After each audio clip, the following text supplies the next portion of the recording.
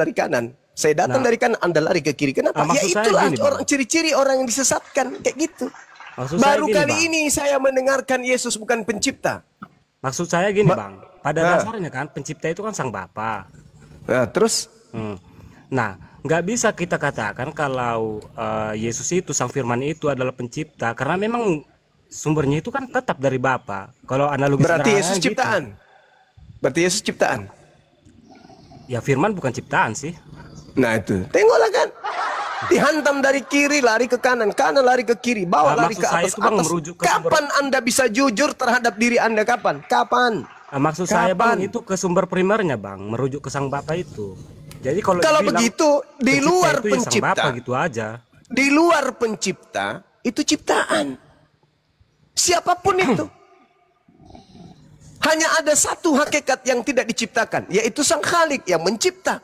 Kalau Yesus tidak diciptakan, berarti dia pencipta. Maksud saya gini, Bang, sederhana gini, Bang. Yesus sang pencipta. Pada saat itu kan belum ada Yesus sebenarnya, masih dalam bentuk firman, belum. Nah, berarti personal. Yesus ini adalah sesuatu yang tidak ada menjadi ada, berarti dia ciptaan. Nah, belum bentuk personal, Bang.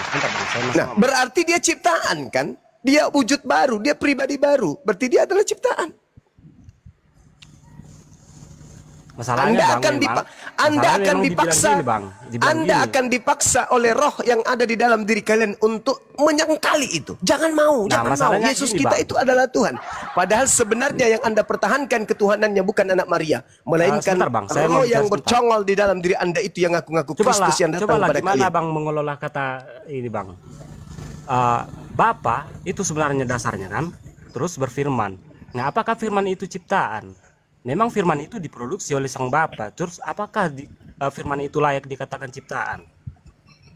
Lah, segala sesuatu yang keluar dari Bapa, dari Tuhan itu adalah ciptaan. Termasuk firman. Ya udah sih, kalau di kami, Bang, firman itu bukan ciptaan. Bagaimana ceritanya Anda mengatakan yang keluar dari Bapa itu bukan ciptaan? Bagaimana ceritanya? Anda ingin mengatakan bahwa Tuhan Anda beranak?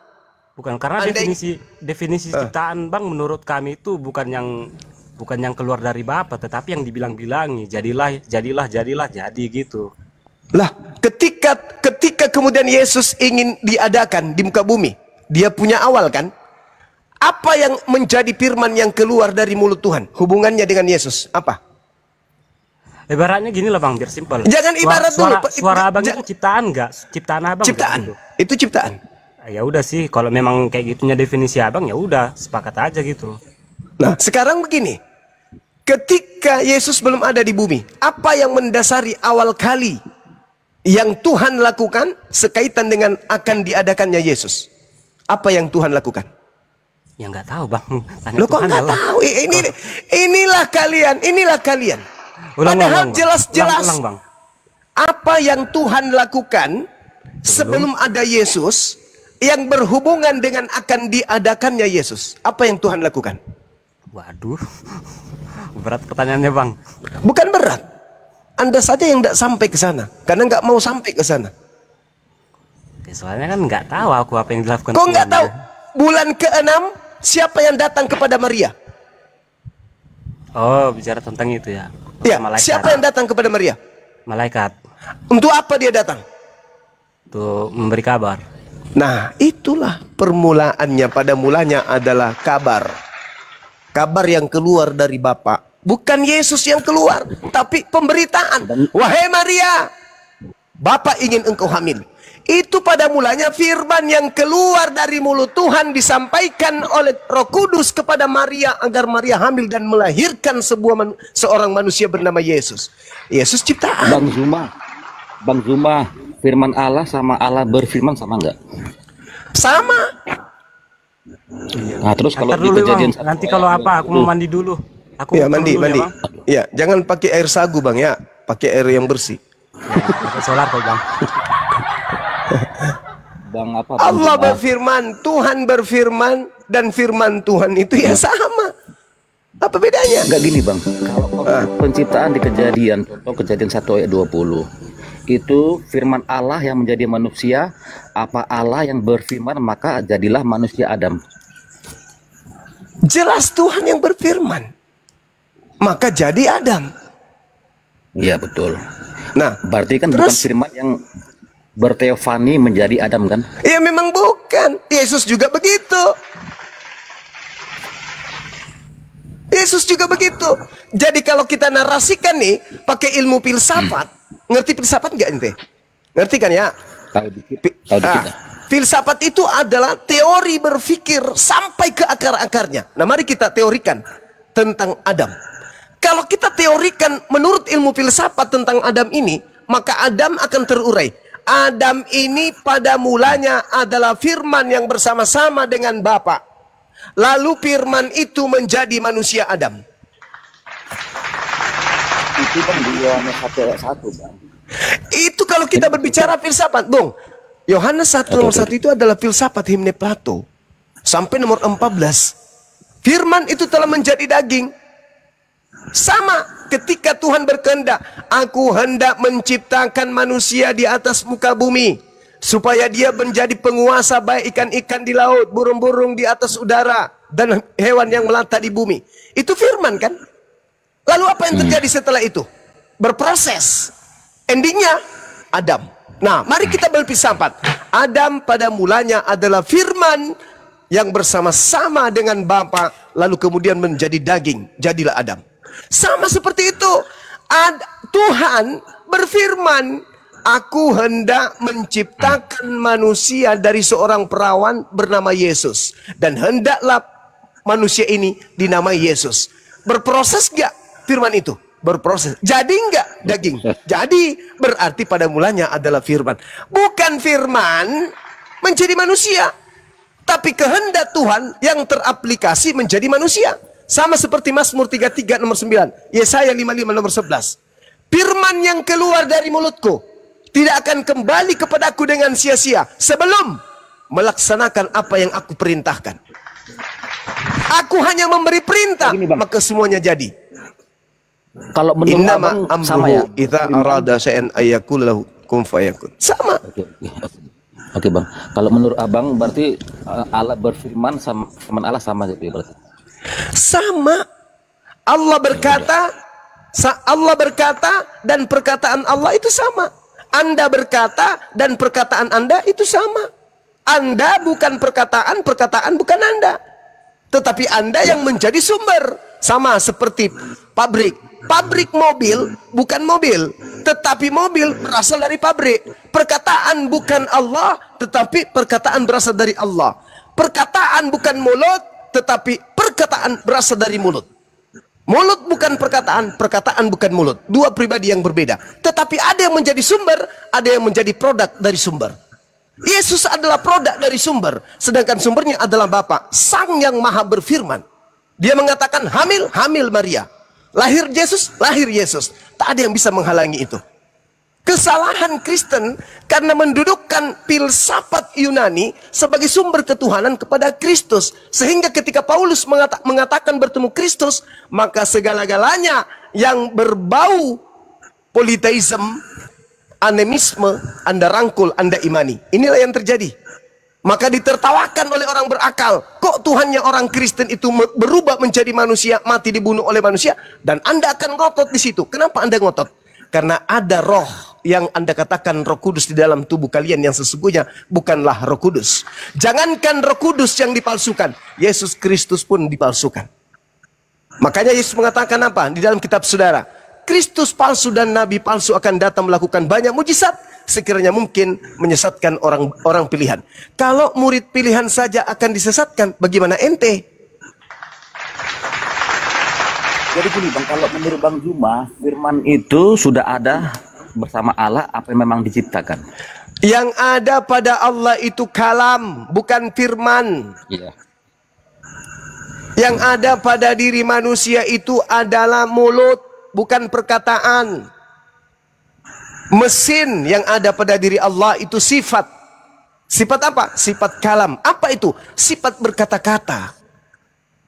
Makanya dalam Mazmur 339, aku hanya berkata, maka semuanya ada.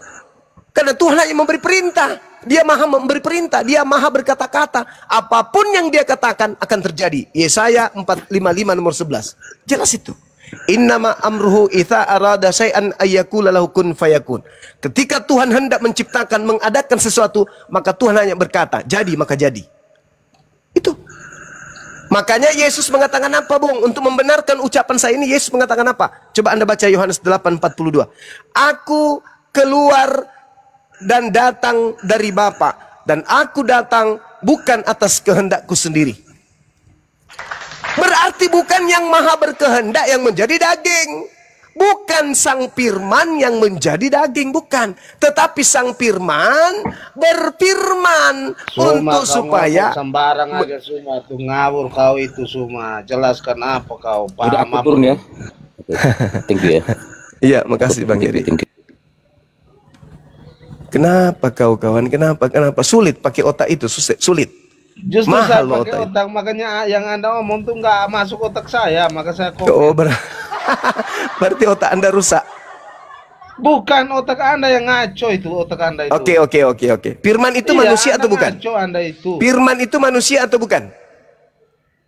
Anda ngaco kok sembarang. Firman itu aja apa, Anda. saudara? Firman itu apa? Firman menjadi manusia. Iya, saya sebelum menjadi firman itu apa? Saya bilang firman menjadi manusia. Saya tidak mau tahu dia menjadi manusia, menjadi tempe, menjadi koplak, menjadi ketoprak, menjadi becak. Saya nggak mau tahu. Intervensi pernyataan Saya bertanya, saudara. Kau tidak bisa intervensi pernyataan saya. Saya cuma bertanya. Firman itu apa? Firman menjadi manusia, jelas. Saya tanya, firman itu apa? Firman menjadi manusia, jelas. Firman itu apa? Kau paham apa lu sembarang aja kawin. Firman itu apa? Penontonnya pada sepi nih. Firman Kasian itu juga apa? ya, dulu yang viral sekarang udah nggak paket, model teriak-teriak aja lu. Firman itu apa, Bang?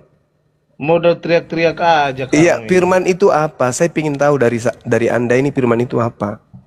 Menurut Anda apa? Itulah Anda turun, Anda ke gereja, lap-lap burung, jangan patok-patok sembarang burung Anda itu ya, supaya generasi berikutnya dari Anda itu bisa waras. Jangan seperti Anda. Bersunatlah kalian supaya anak-anak kalian itu bisa waras. Ayo pasien berikutnya.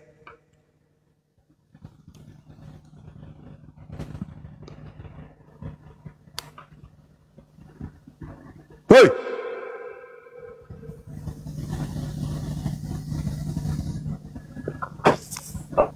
Bang David. Bang. Iya. Oke. Bang David. Boleh nanya beberapa, Bang? Boleh. Saya pernah nonton video-video Bang Juman nih. Iya. Kenapa suaranya jadi gitu? Ini parah nih.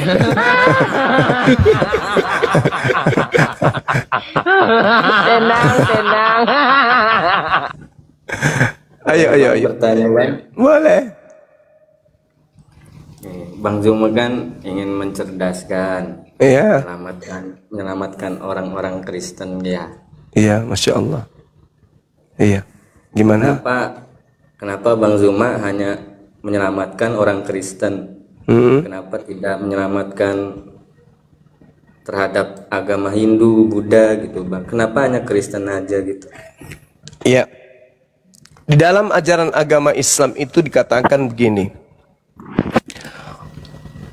Kebenaran itu telah diwahyukan oleh Allah. Barang siapa yang mau beriman, silakan beriman.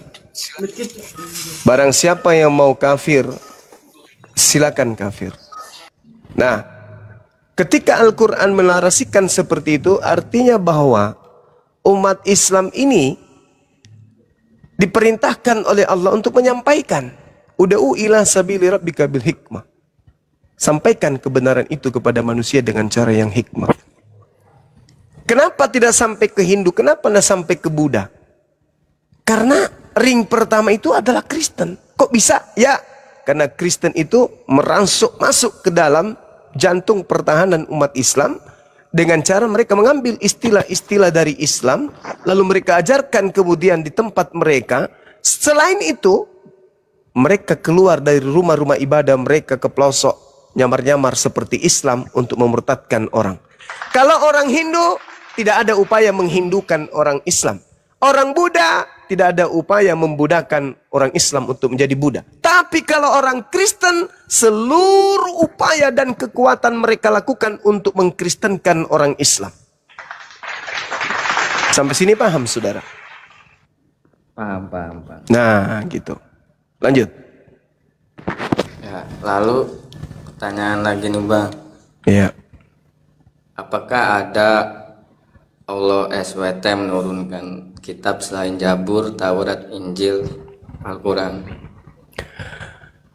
Allah Subhanahu wa ta'ala tidak menceritakan tentang hal yang di luar kemudian misi kedatangan Nabi Muhammad. Allah hanya mengatakan begini, sebagian dari rasul yang diutus oleh Allah diceritakan, sebagian lagi tidak diceritakan. Artinya apa? Ketika Allah tidak menceritakan perihal tentang utusan-utusan yang lain, atau kitab-kitab yang lain, atau ketetapan-ketetapan yang lain, maka itu menandakan bahwa Al-Quran sudah cukup untuk menjadi pedoman kehidupan manusia dari zaman Rasulullah sampai akhir zaman. Cukuplah Taurat, cukuplah Zabur, cukuplah kemudian Injil yang menjadi panduan umat Islam untuk menghantarkan manusia kepada keselamatan akhirat. Seperti itu. Jadi pedoman kami hanya kepada Al-Quran. Berarti Silakan. tidak disebutkan iya Bang? Iya. Oke. Pertanyaan terakhir nih Bang, yang masih ganjal nih. Iya. Tentang Nabi Muhammad. Yang saya tahu kan, maaf, Muhammad itu kan pedofil gitu, menikahi itu. Apa sih gitu? Tunggu. Dari mana Anda mengatakan Nabi Muhammad itu pedofil? Anda ngerti pedofil gak? Yang menikahi anak kecil itu. Yang Oh salah, mana ada pedofil kayak gitu? Inilah kesalahan kalian. Pedofil itu adalah penyakit yang suka kepada anak kecil. Ya. Nabiku Nabi Muhammad tidak pernah dia kemudian melakukan pencabulan kepada anak kecil. Nabiku Nabi Muhammad tidak ada kemudian menjadikan anak kecil itu menjadi trauma. Itu adalah tuduhan orang-orang kafir kepada baginda Rasulullah Muhammad SAW. Mana ada Nabi Muhammad itu pedofil? Enggak ada. Yang namanya pedofil itu penyakit, suka makan anak kecil, seperti pastor dan pendeta di luar sana banyak. Ya, yang saya tahu kan kejelekannya gitu Bang. Itu bukan kejelekan, saudara. Nabiku Nabi Muhammad bukan seorang pedofil. Tidak ada korban pedofil, nggak ada. Siapa korbannya coba? Anda harus paham dulu. Pedofil itu adalah penyakit psikis, penyakit kejiwaan yang cenderung suka kepada anak-anak kecil, anak-anak di bawah umur. Dia punya kelainan, ciri-cirinya orang yang pendiam, susah berkomunikasi, suka mengintai anak kecil, suka menyakiti anak kecil, suka membuat anak kecil ketakutan. Semakin dia senang sama seseorang anak kecil, maka semakin dia membuat anak itu mencekam. Itu pedofil. Dan orang yang terkena penyakit pedofil itu kecenderungannya tertutup. Nabiku Nabi Muhammad seorang diplomasi yang luar biasa.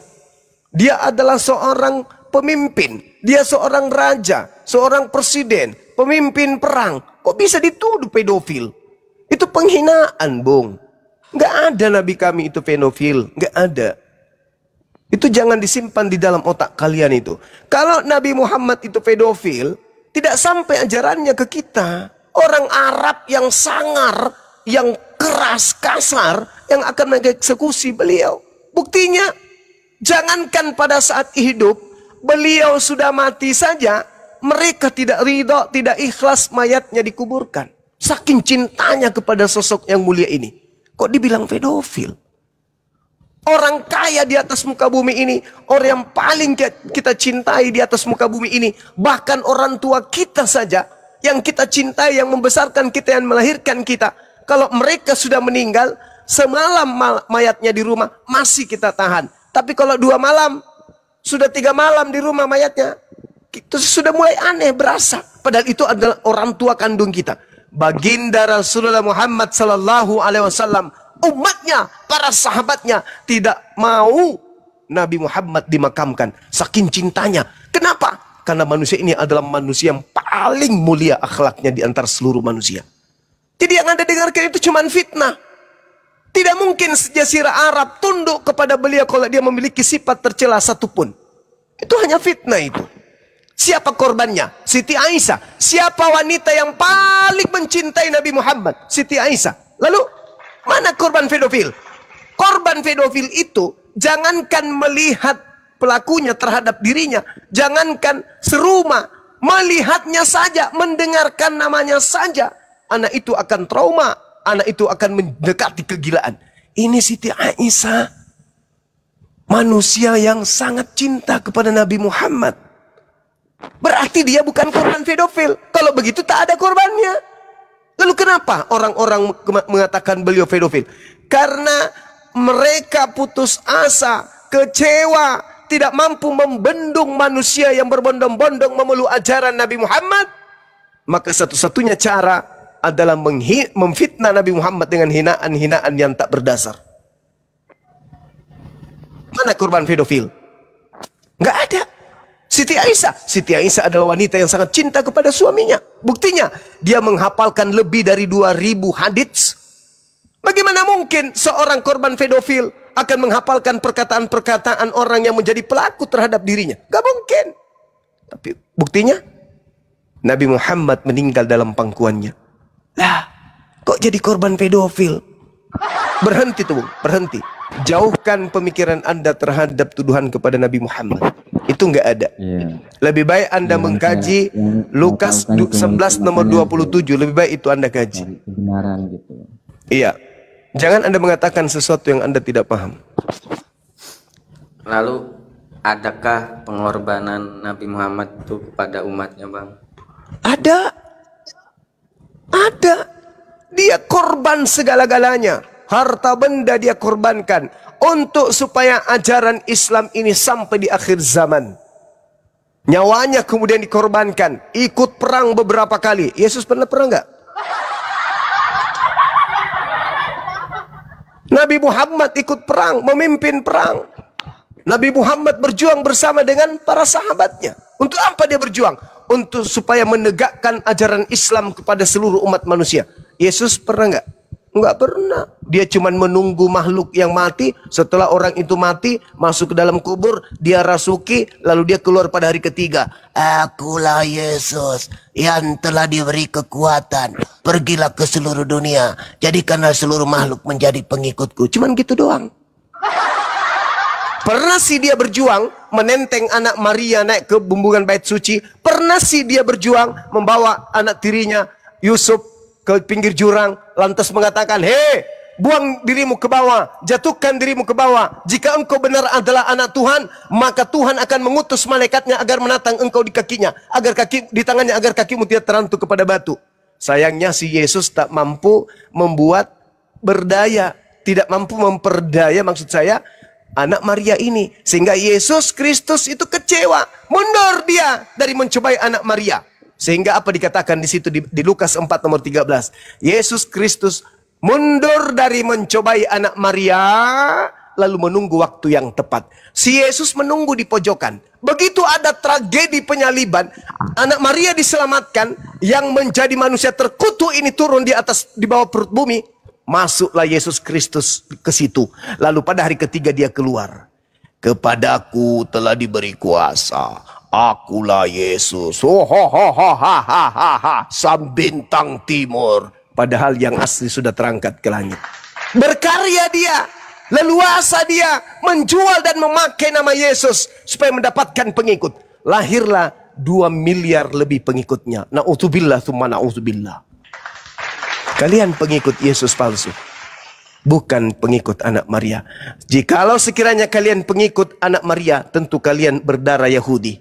Tentu kalian adalah berdarah dari salah satu dari suku Yahudi, dari suku anak Yakub. Sayangnya bukan. Kalian adalah serigala-serigala yang nyamar domba. Kalian bukan pengikut Yesus Kristus, tapi kalian adalah pengikut iblis yang ngaku-ngaku Yesus Kristus.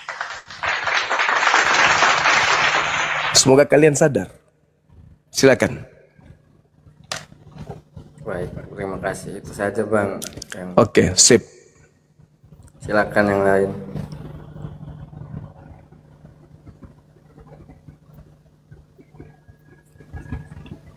Ya, pasien selanjutnya ada Jess Tuku. Dibuka mute-nya, Bre. Jess. Jess Tuku. Jess. Masih noise nggak di sana, Jess? Buka. Oh, sorry, ke mute. Dibuka lagi. Dibuka lagi, Jess. Sorry, Jess. Saya mau undang buka mute. Masih noise tuh. Ya, selamat malam. Yo, malam.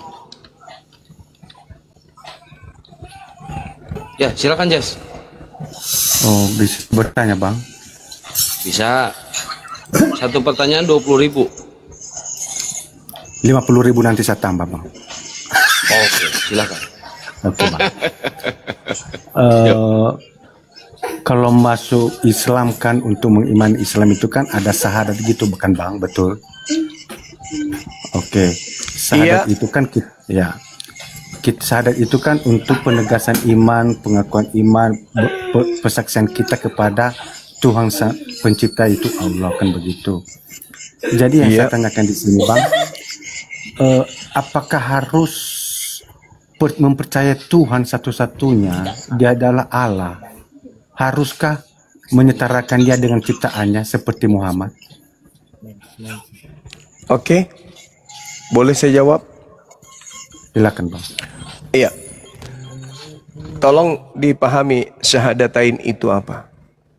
Syahadatain itu adalah persaksian, pengukuhan iman. Bersaksi bahwa tidak ada Tuhan selain Allah. Tidak ada Tuhan selain Allah. Posisinya Tuhan. Saya ulang. Tidak ada Tuhan selain Allah. Tidak ada ilah selain Allah. Tidak ada Theos selain Allah. Tidak ada kemudian Elohim selain Allah.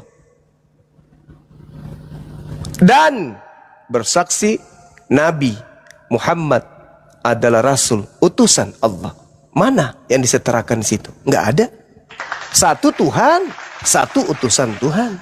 Yang mana yang setara? Hanya karena disandingkan. Oh tidak, itu syahadatain persaksian. Sama seperti Yesus. Yohanes 17 nomor 3. Hidup kekal itu. Satu, mengenal engkau. Satu-satunya Tuhan. Tuhan. Satu-satunya Tuhan. Jadi posisinya Tuhan. Dan mengenal Yesus yang engkau utus. Utusan. Jadi tidak ada yang setara di situ. Tuhan satu-satunya adalah Bapa. Yesus adalah utusan Bapa. Setara enggak? Enggak setara. Asyhadu an la ilaha illallah wa asyhadu anna Muhammadar Rasulullah. Satu Tuhan namanya Allah, satu Rasul namanya Nabi Muhammad. Apa yang setara? Gak ada. Cuman kami menyandingkan beliau dengan Allah karena kami tidak ingin kemudian dilencengkan, dibawa arus sama seperti orang-orang Nasrani yang terbawa arus ajaran paganisme sehingga membentuk sekte Kristen. Kami nggak mau. Kami tetap kemudian la ilaha illallah sampai meninggal. Rasulullah adalah Muhammad, Nabi Muhammad sampai meninggal. Kalian mulut Yesus utusan, bernyanyi tuh Yesus utusan Bapa, Bapa mengutus Yesus, Yesus diutus Bapa, sampai tertidur. Bunyi lonceng di gereja. Cing, cing, halo Bang. Cing. Masuk Jadi ke gereja Yesus, yang Bang, tadinya mulutnya dia saksikan Yesus itu utusan, masuk ke gereja Yesus seketika menjadi Tuhan. Munafri, lain Yesus, di mulut, Bang, lain di halo, praktek. Bang. Ya silakan. Halo, Bang. Ya, Jelaskan kalau di Bible itu kan mengenal Allah itu kan ya dengan mengenal Yesus Kristus. Jadi karena Yesus itu memang sehakikat dengan Allah gitu. di mana Jadi yang saya dalilnya tanyakan di Yesus sini, Bang, sehakikat bentar dengan dulu. Allah? Di mana Bentar dulu. dalilnya sehakikat? Di mana? Bentar dulu, saya mau tanya dulu di Di mana dia sehakikat dengan Jadi pencipta? kan syahadat itu kan pengakuan iman kita kan kepada Allah kan begitu. Gitu. Iya. Jadi kenapa harus mengaku iman itu dengan menyandangkan dengan menyetarakan dia dengan ciptaannya gitu loh bang? Apakah Tidak bisa ada yang mengimani menyetarakan. Allah satu-satunya itu Tolong tanpa kalau Muhammad? diskusi apalagi bertanya itu, siapkan wadah untuk menampung jawaban lawan diskusi supaya lawan diskusi itu nggak capek gitu loh. Tidak ada yang Saya menyetarakan. menampung loh bang, saya paham loh bang. Satu pencipta Saya paham. namanya Allah, satu utusan namanya Nabi Muhammad. Kok setara ya Rob? Iya. Kenapa Allah ya harus menyebut nama ciptaannya loh bang untuk mengaku iman itu kepada Allah gitu loh? Itu pertanyaannya. Kalau memang oke, kita mengimani Allah kan begitu satu-satunya. Kenapa harus menyebutkan nama ciptaannya gitu loh? Karena Allah itu yang berkuasa. Kenapa harus menyebut nama ciptaannya gitu loh? Sekarang kalau saya berkata, asyhadu an la ilaha illallah wa asyhadu anna jetsu iblis. Gimana tuh? Setara, satu Allah, satu iblis. Apa yang menjadi kemudian penghalang? Berarti menyetarakan iblis, berarti menyetarakan iblis dengan Allah kalau menyebut nama iblis, bang. Berarti kita menyebut iblis, berarti setara dengan Allah, bang. Berarti itu menyekutukan Allah. Aku melihat jetsu makan ikan. Di sampingnya ada seekor monyet makan pisang. Berarti saya sedang menyetarakan Anda dengan monyet, gitu maksudnya? Oh, kalau itu beda, bang. Lu kok beda? Contohnya saya menyebut nama Juma. Contoh. Saya percaya bahwa Juma itu keren, kan begitu. Saya percaya terus bahwa kamu Juma percaya Pak Bom Bom itu dan dengan jelek. saya bersaksi bahwa dia punya istri, kan begitu. Saya percaya, sih? Aduh ya kan Allah begitu. Ya Karim. Analoginya loh bang begini. Saya percaya apa pula bahwa kamu? Abang Juma Apa ini? ini analogi bang. Kok Dulu, bang. Saya analogikan begini. Sama nggak antara Tuhan dengan manusia? Sama nggak? Kalau hakikatnya nggak sama bang, kenapa harus menyebut nama ciptaannya kalau memang nggak sama? Itu dia bang. Contohnya saya mengatakan begini sama abang. Saya percaya bahwa Bang Juma itu keren dan saya percaya bahwa istrinya cantik. Jadi kenapa saya menyebut nama istri Bang Juma? Karena memang ada setara hubungan suami istri. Jadi setara gitu loh bang. Makanya saya pertanyakan, dengan menyebut nama Tuhan ini, haruskah menyebut nama ciptaannya? Gitu loh. Sementara Tuhan kan Maha Kuasa, kenapa harus menyebut nama ciptaan gitu? Banyak mah nggak sadar ngobrol sama monyet. Iya sih. Nah itu kan. Bang Handi jangan interogasi dulu. Terlalu banyak makan daging babi ya, gini loh otaknya berfungsi. Ini loh Bang Juma, aku serius loh bang. Bukan untuk apa, karena kalau kamu serius saudara, kau pasang alat di kepalamu untuk menampung jawaban saya. Saya paham loh abangku. Umat Islam itu menerima ajaran dari nabinya. Nabinya bernama Nabi Muhammad. Beliau adalah duta, beliau adalah utusan pencipta langit dan bumi di atas bumi ini. Saya paham itu bang, saya tahu itu bang. Tapi kenapa harus pengakuan iman itu harus menyetarakan Tuhan Sang Pencipta yang Maha Kuasa itu dengan ciptaan gitu loh? Kenapa? Itu yang saya tanyakan. Iya, kalau memang Tuhan itu Maha Kuasa dan satu-satunya Tuhan bang. Sekarang kalau saya ditanya siapa Tuhanmu? Allah. Siapa nabimu? Nabi Muhammad. Apakah saya sedang menyetarakan beliau? Terlalu banyak makan tikus ente. Nih saudara-saudara Kristen, kurangi makan tikus ya. Kurangi makan tikus. Karena itu akan meracun otak kalian itu. Kalau sudah kayak gitu tadi itu udah parah kali tuh. Nggak bisa ciptakan pesawat dia. Iya, itu dia makanya. Harus makan babi banyak. Supaya biar pintar ciptakan pesawat. Oh, ciptakan pesawat. Iya, bagus. Tapi menciptakan pesawat karena dekat dari Bible atau karena meninggalkan Bible? Ciptakan HP, ciptakan internet. Iya. Makan babi banyak supaya cerdas. Jangan minum kancing onta. Jadi goblok macam Suma itu. Bukan. Kalian pintar macam itu Suma, kenapa? Kalian itu pandai memutar balikan turunkan. Ya, turunkan. Diturunkan. Orang sakit hati mah gitu, kita nggak usah ikutin. Sakit hati hati. Oh iya. Karena hati. Kemajuan Barat itu bukan karena ditopang oleh Bible. Justru Barat itu semakin jauh dari Bible semakin pintar. Bang, Karena kalau syahadat sebelum datang Nabi Muhammad tuh seperti apa? Itu kan persaksian, Bung. Ketika kemudian umatnya Nabi Musa menerima Nabi Musa sebagai rasul utusan Tuhan kepada mereka, apakah itu salah? Itu sudah benar. Lalu mengakui kemudian Tuhan yang mengutus Nabi Musa adalah satu-satunya Tuhan, apakah itu salah? Itu sudah benar. Begitu juga ketika Yesus datang, hidup kekal, mengetahui, mengimani, mempercayai, mengenal Tuhan yang mengutus Yesus sebagai satu-satunya Tuhan. Apakah itu salah? Sudah benar. Dan mengakui Yesus sebagai utusan Tuhan. Apakah itu salah? Itu sudah benar. Apanya yang salah? Nggak ada yang salah. Cuman karena Islam ini adalah agama yang disempurnakan sebagai senjata untuk melumpuhkan segala kejahiliaan, segala kebodohan di atas muka bumi ini, maka Islam itu konsepnya harus kuat. Maka dia ditopang oleh dua rukun yang wajib ada. Rukun iman, rukun Islam, rukun iman. Di antara dua pilar ini kemudian ada beriman kepada Allah, beriman kepada Nabi Muhammad. Orang Islam harus melalui pintu itu. Itu syarat. Begitu juga pengikut Yesus. Harus melalui pintu itu.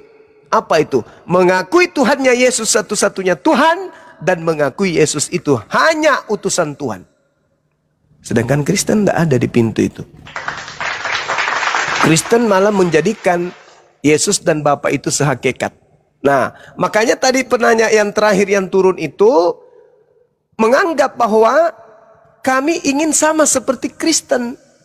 Dalam nama Bapa, Anak, dan Roh. Kenapa disandingkan tiga? Karena Kristen mengatakan tiga-tiganya Tuhan. Kalau kami tidak. Nabi Muhammad itu utusan Tuhan. Seperti Yesus mengakui dirinya utusan Tuhan. Tapi maunya si penanya tadi, kalau begitu ya Nabi Muhammad itu Tuhan juga dong. Tapi faktanya kan kalian tidak mau terima Nabi Muhammad itu Tuhan. Lalu kenapa kalian menyandingkan dengan Nabi Muhammad kalau dia ada Tuhan? Sedangkan kami menyandingkan burung merpati dengan anak manusia sebagai sandingan dari Bapa. Karena kami menganggap mereka ini adalah tiga tetapi satu. Gak bisa, kami umat Islam gak bisa kemudian dibodohi. Insya Allah senantiasa Allah akan melindungi kami. Karena setiap kali kami bergerak, senantiasa kami berlindung kepada godaan setan. A'udzubillahi minasyaitonirrajim.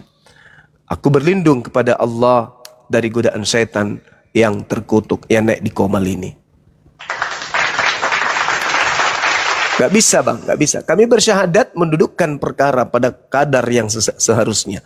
Nabi Muhammad hanyalah Nabi, Nabi Muhammad hanyalah Rasul. Sedangkan sebagai Nabi dan Rasul, beliau mengajarkan kepada mereka umat Islam untuk mempertuhankan satu-satunya Tuhan hakikat absolut tunggal, yaitu Allah Azza wa Jalla. Itu ajaran Nabi Muhammad. Itu nggak bisa diganggu itu.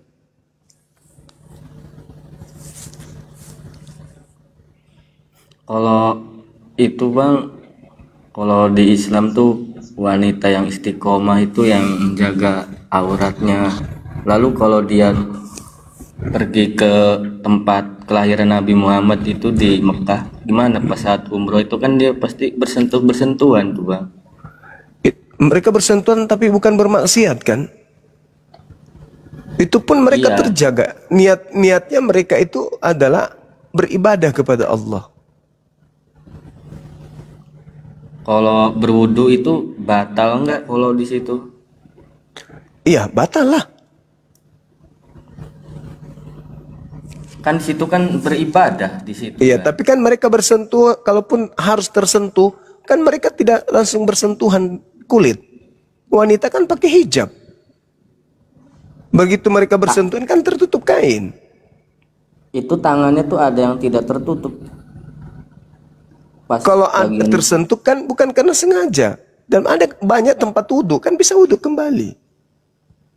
Bolak-balik itu. Iya, itulah Islam. Karena memang Islam itu harus mensucikan diri pada saat beribadah kepada Tuhannya. Jangan kemudian berwudu, kulub aja dipotong. Kalau lu pikir di gereja habis gituan semalam nggak mandi langsung masuk? Bang Juma. Iya. Iya. Ada pasien lagi tuh.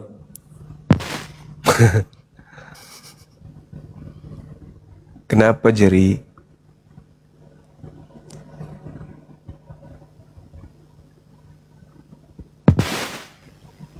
Tapi di gereja itu gak ngapain tuh bersentuh-sentuhan, malah peluk-pelukan. Gimana itu, Pit? Iya, kalau di Kristen kan nggak terlalu ajaran, nggak terlalu gitu kan. Di Islam kan beda gitu. Wanita itu tidak bercampur di tempat sholat, tempat pengajian kan selalu dipisah, tuh Bang. Jadi kalau di gereja nggak ada aturan ya? Coba dulu. Mengenal agama Islam ini dari tidak mana? memandang Tuhan itu tidak memandang pakaian. Kalian mengenal Tuhan Islam itu tidak memandang pakaian. mana? Di Mengenal gereja itu Islam. bebas. Biar saya ceritakan nanti saya tentang mengenal Yesus. Bisa?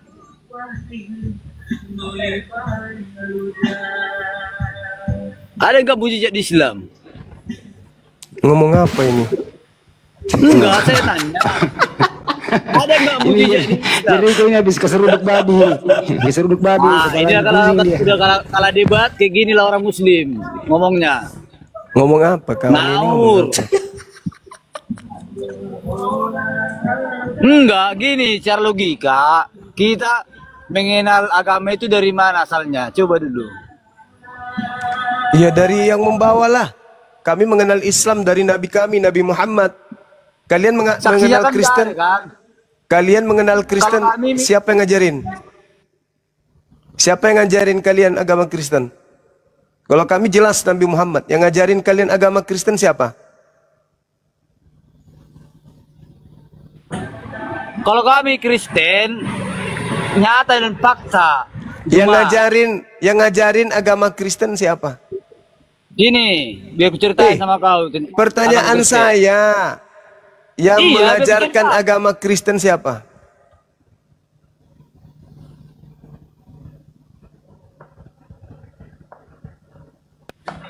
Pernah kamu ke Tarutung? Yang mengajar ke Tarutung, kota suci, kotanya Blender itu. Kota Blender. Di situ fakta, nyata. Datang Mensen membawa Injil. Surat kabar dari barat yang dibawa. Mana-mana pun tidak ada cerita kalian. Entah apa mujizat dari mana pun tidak ada. Kalau kami Islam, yang ada kuburan panjang lah diukur kalau digali pun itu 1 meter. Tengok di Barus, panjang kuburannya itu. Coba. Memang Kristen itu memang hebat. Tuhannya aja mereka bunuh kok. Hah? Kristen itu hebat, Tuhannya aja dibunuh. Itu orang Yahudi dulu itu. Dahulu. Kan kalian udah belajar tentang kitab Musa sampai apa? Perjanjian lama kan? Tapi kan kalian juga yang mau supaya Tuhan kalian itu dibunuh. Enggak kami. Kalau mereka tidak membunuh Tuhanmu, siapa yang kalian sembah? Yang kami sembah? Ya, apa kami? Hah? Ya apen lah, enggak mengenal Yesus. Walaupun dia Kristen, ateis, enggak mengenal Yesus, ya segitulah. Tapi Paulus mengajarkan. Masuk Bang Handi, masuk Bang Blender, silakan. Mabuk ini ya. Itulah apa yang kau sampaikan? Berdebat. Itulah tujuan kalian berdebat. Mabuk. Tujuan berdebat apa? Apalah yang ada pemikiranmu di sini coba? Ada nyatanya kalian tentang agama kalian, mujizatnya di kampungmu atau di kotamu, di mana kalian berada, enggak ada. Oke, kau memikirkan mujizat.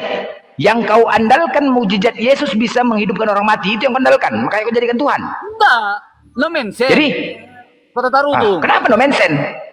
Ya, itu yang menyebarkan Injil. Apa pula no mention menyebarkan Injil? Enggak aja kau ini. Nyata no mention siapa? Saya undang Di mana no mention? No mention. Oh, berarti yang nggak ada salib Yesus di Golgota itu pindah ke Tarutung, itu sebabnya. Sekarang aku tanya sama kau, di Golgota kenapa tidak ada salib Yesus? Mau kau ke kampungmu, undang dulu saya. Kalau ada mujizat Udah tahu aku di Tarutung, kan? Iya, datanglah. Iya kan? Iya, udah tahu aku kenapa salib Yesus itu pindah ke Tarutung. Apa sebabnya? Coba kau jawab. Siapa yang bawa? Siapa yang bawa kalau udah tahu? Mana aku tahu, makanya aku tanya sama kau. Kenapa di Golgota tidak ada salib Yesus? Begini dia. Macet.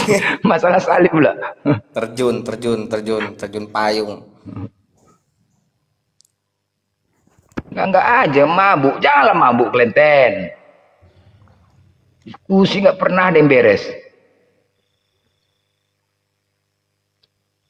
Salib, coba kalian pikirkan, no mention. Salib Yesus di Golgota nggak ada jejak Yesus itu mana? Nggak ada. Kenapa di Tarutung? Pindahnya dia salibnya ke Tarutung. Bentar izin, Bang Blen izin. Ini diterusin dulu Bang Kris tadi keputus sama Gurunda. Bang Kris naik lagi habis mandi kali. Yoi. Bang Kris. Yoi, habis mandi udah selesai kok. Oke, silakan dilanjut lagi Gurunda monitor.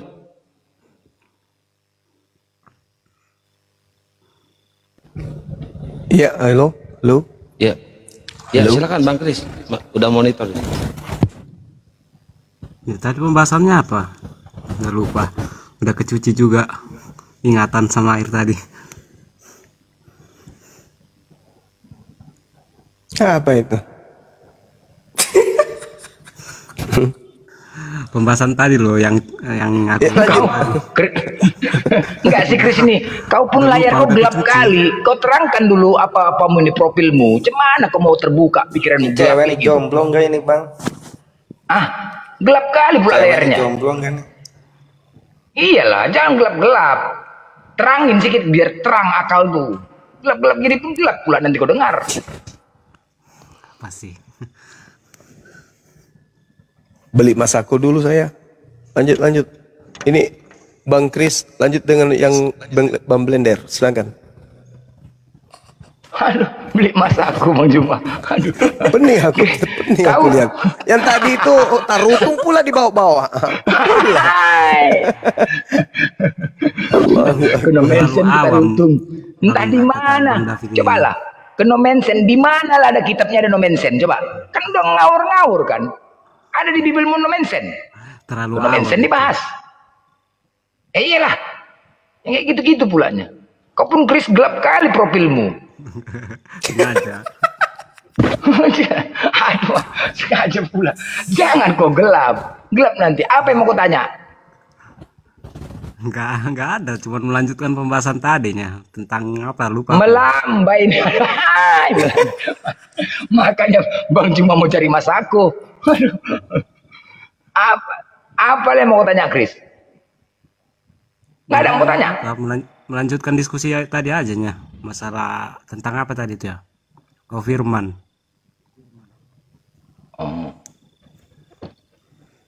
Lagi cuma. Lanjut Bang Blender. Firman lagi cedera. Kalian membahas Firman. Tahu nggak TB yang terbaru ini? Udah berganti menjadi Sabda. Sabda telah menjadi manusia. Si Firman kadang-kadang kalau sudah diskusi sama kalian tentang ketuhanan, pasti urusan si Firman. Ditanya, Tuhan kalian satu apa tiga? Satu. Yesus Tuhan, Bapa Tuhan, Roh Kudus Tuhan. Nanti kalau sudah mentok, Firman dikait-kaitkan. Firman dikait-kaitkan. Kris, tahu nggak waktu Firman tuh? Firman tuh Tuhan atau perkataan, Kris? Firman itu perkataan. Sebagian Kristen mengatakan Tuhan. Gimana coba? Sebagian Kristen mengatakan Tuhan Firman. Jadi Tuhanmu ini Yesus Tuhan. Ya memang kalau secara harafiah ya firman itu perkataan verbal gitu. Harafiah ya, main kali kata-kata harafiah. Yang pasti aja lah. Harafiah ya. Aduh. Kan Yesus Tuhan. Firman itu kan bentuknya verbal kan? Verbal. Ini kapotik apa cemana? Bahasa apa sekarang itu nih? Kita bahasa agama bukan medis. Cemana pula verbal? Macam mau diperiksa jadi verbal. Enggak, sekarang cobalah yang pasti. Hukum terutama adalah mengesahkan Tuhan. Di kekristenan itu, dengar kalian ya, syarat utama untuk menjadi pengikut Yesus adalah mengesahkan Tuhan, baru kasihilah Tuhanmu, baru kasihlah sama manusia. Itu syarat utama untuk menjadi pengikut Yesus. Kalau tidak kalian ikutin persyaratan utama itu, itulah yang dicampakkan ke neraka itu. Itulah yang kata Yesus, enyahlah kalian dari hadapanku, aku tidak mengenal kalian. Nah, sekarang tahu nggak kok Kris arti Esa? Ehad satu. Tunggal. Ya. Nah, pertanyaannya, siapakah Tuhanmu yang satu-satunya ataupun tunggal itu? Ya, sang Bapak. Ah? Sang Bapak. Bapak. Ya. Kok lemah sekali kalian jawabnya? Siapanya Tuhan saat itu? Ya udah, sang Bapak gitu. Sang Bapak, baik. Bukan Yesus kan? Tergantung definisi Tuhan menurut Abang. Macet. Enggak gini, Bukan Bang. Yesus. Macet. Ah? Gini, Bang. Ya, satu-satunya. Ada perbedaan definisi Tuhan menurut kami Kristen dengan di KBBI. Nah, kalau yang dikatakan Yesus itu kan Tuhan, terus ada di belakangnya kan ada kata Allah. Nah, kalau kata Tuhan dan Allah itu digabung, itu memang Esa. Chris, coba aku tanya kalau Chris. Chris ini adalah anak satu-satunya dari bapak dan ibunya. Sebentar Bang, suara aku mantul-mantul Bang. Aku turun dulu Bang sebentar. Kenapa turun? Bukan kau yang mantul tadi, Jetsku tadi yang mantul. Daman. Udah. Oke. Aman udah. Oke, Chris. Ketika dikatakan orang, Chris ini anak satu-satunya dari bapak dan ibunya. Satu-satunya ya, berarti anak tunggal kan? Enggak Bang, kita fokus aja ke perkataan Yesus itu, Tuhan Allah itu. Iya, tunggu dulu. Aku analogikan satu-satunya itu. Ketika dikatakan Chris ini adalah anak satu-satunya, anak tunggal dari bapak dan ibunya. Satu-satunya ya. Nggak ada yang lain kan? Oke. Ada nggak penyebutan nama lain? Nggak ada. Nggak ada kan? Oke, sekarang saya tanya, siapakah Tuhanmu yang satu-satunya itu? Tadi anak, sekarang Tuhan. Yang mana dulu? Enggak, Tuhanmu. Siapakah Tuhanmu yang satu-satunya itu? Enggak ada dikatakan Tuhan satu. Yang ada Tuhan Allah itu yang satu. Tadi kan dikatakan Esa. Esa itu kan satu-satunya, tunggal. Ya kan? Syarat utama untuk menjadi pengikut Yesus, mengesahkan Tuhan. Nah, pertanyaannya, siapakah Tuhanmu yang satu-satunya dan tunggal itu? Tuhan Allah, Bang. Jangan lupa. Tuhan Allah. Oke, nggak apa-apa, Tuhan Allah. Berarti bukan Yesus kan? Ya, bukan Yesus. Wah, mantap. Benar, bukan Yesus. Selesai. Ya, soalnya Bang, cara mudahnya gini memahami kekristenannya. Secara harafiah ya, secara logika dasar. Tuhan itu ada 3 di dalam kekristenan. Mati kita lagi. Ada 3 lagi kau sebut. Jangan lagi kau sebut 3-nya lagi. Udah gugur itu mengesahkan Tuhan. Ini langsung secara dasarnya aja ya. Bukan penjelasan dogma. Secara harafiah itu 3. Karena memang personal 3-3-nya. Halo. Apa? Kok harafiah itu? Secara Halo Bang Blender. Mana ya? Secara biasa-biasa lah gitu. Enggak ikut dogma, enggak ikut apa. Iya. Kalau tadi sudah kuiyakan, kalau kau mengatakan, oh iya halo, apa Jess? Gantian dulu sama Bang Juma tadi belum selesai Bang. Oh, kau kira-kira Bang Juma mau makan apa, ambil cari Masako? Kira-kira agak bisa buat ini kan? Oh, karena Bang Juma pusing tadi dengan pertanyaan saya ya. Jadi kalau memang Bang Blender, bisa nggak Bang Blender jawab pertanyaan saya tadi? Islam itu nggak pernah takut, semua kebenaran itu di Islam. Nggak usah kau tantang-tantang, nggak usah kau macam-macam. Kalau memang Bang Blender bisa jawab, kalau memang Bang Blender bisa jawab ya udah. 10 pertanyaan kau kasih ya, 10 ya. Awas kalau nggak kau sampaikan 10 ya. Selesaikan 10 nih pertanyaan kau ya. Kau pikir aku takut ditanya? Jawabannya Bang. Islam nggak belum. Gini Bang, kalau namanya Bang ini tanya gentle. dia pasti jawab pakai dogma gitu. Loh, siapa jawab pakai dogma? Ngarang-ngarang kalian. Jesutuku itu siapa itu? Jesuku ini. Jangan framing dulu lah. Jadi berarti 10 pertanyaan Bang Blender itu gentle nanti, gentle itu. Oke. Ya. Kan saya tanyakan tadi sama Bang Juma kan. Cuman karena ada pusing gitu kan. Sama aku kau tanya, sekarang kau tanya sama aku dah. Kau berurusan sama aku. Iya, karena Bang Juma tadi ada pusing, jadi mungkin kau berurusan, enggak usah ke Bang Juma, kau berurusan sama aku. Apa yang mau kau tanya? 10 kasih pertanyaan kau cepat. Ini maling ayam kena, ini maling ayam kenapa naik lagi sih? Gini Bang, pusing. Pengaman iya. Kan masuk Islam mengimani Allah itu satu-satunya. Nah, itu kan itu udah ulang-ulang. Allah itu kan. Lebih sama keris saja. Berarti udah pertanyaan yang lain. Ya. Cuy aja deh, sama keris aja deh. Oh. Orang dia pengamanu. Paluk aja Jumai. Anak suntul. Ngantuk hilang Bang Andi. Islam itu nggak pernah takut untuk ditanya, nggak pernah takut. Seandainya komal-komal Kristen itu sportif dalam hal menaikkan kami, nggak mute, nggak kami menyerang komal Kristen itu, kami menyerang.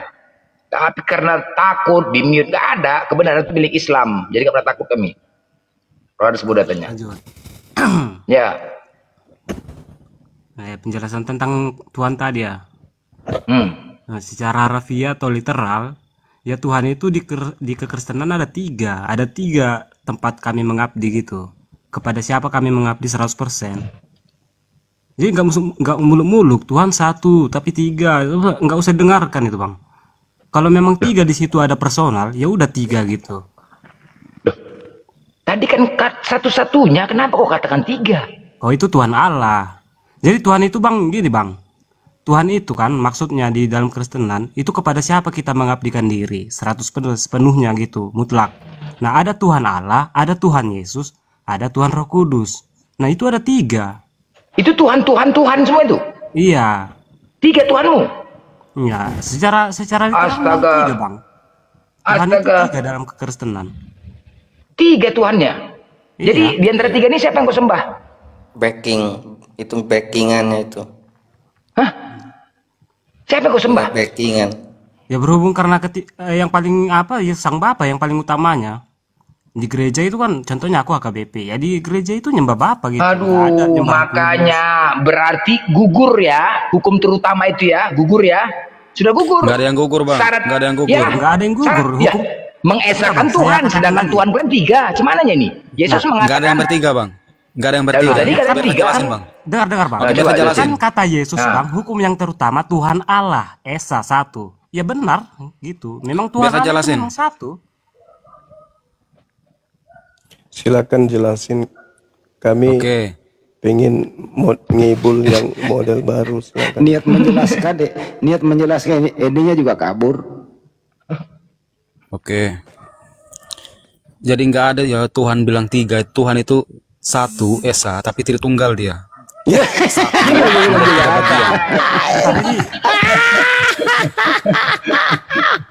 Atur tombol mute-nya supaya muncul gimana ini?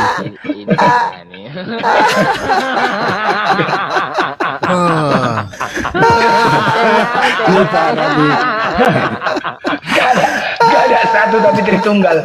Aduh, gini ya komunitas Muslim gini ya. Semua pun gini komunitasnya. Aduh. Bilang yang benar Bang. Bilang sebenarnya Tuhan kami itu tiga, tapi kami anggap satu. Bilang gitu. Iya satu. Tiga pribadi. Gimana? Anda ngerti pribadi nggak? Tahu Bang. Gini Bang. Pribadi itu apa? Oke, saya fokus ke Bang Suma ya. Kamu kan manusia, punya roh, punya tubuh, punya jiwa. Ya, kamu tiga dalam satu. Satunya kamu sendiri. Ketika Yesus jadi manusia ada berapa Yesus di situ? Sabar Bang. Loh, tunggu. Ketika Yesus jadi manusia ada berapa pada diri Yesus? Sabar, saya fokus ke Allah dulu. Kita fokus ke Allah lah. Enggak. Pada saat Tuhanmu Yesus itu manusia ada berapa yang